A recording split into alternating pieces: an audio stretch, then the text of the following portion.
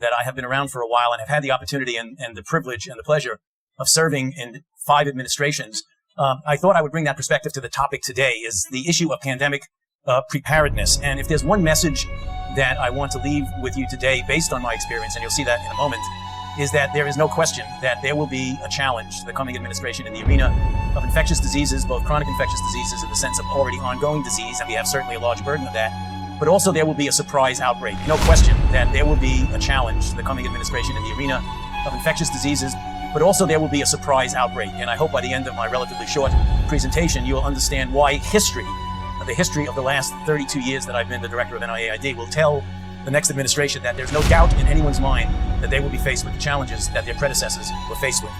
The next administration, that there's no doubt in anyone's mind that they will be faced with the challenges that their predecessors were faced with.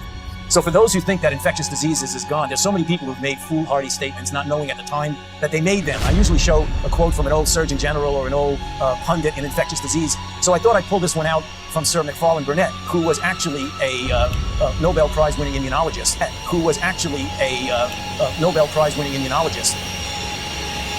who made the statement, as many did, to write about infectious diseases is almost to write of something that has passed into history. The most likely forecast about the future of infectious diseases is that it will be very dull, which is really kind of interesting coming from a semi-genius like McFarlane Burnett. And I think what he did, and the mistake that so many people have made, is something that several of our panelists have already referred to. And that is a failure to look beyond our own borders in the issue of the globality of health issues. Not only things that are there that will come here, but surprises that we have. What are the lessons that we learned from HIV? One, you have to commit substantial financial and human resources. These things don't get addressed spontaneously by themselves.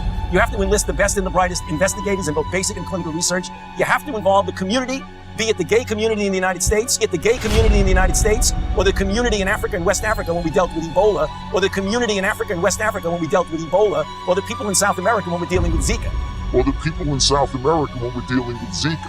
You have to have cross-sector collaboration. You can't do it alone.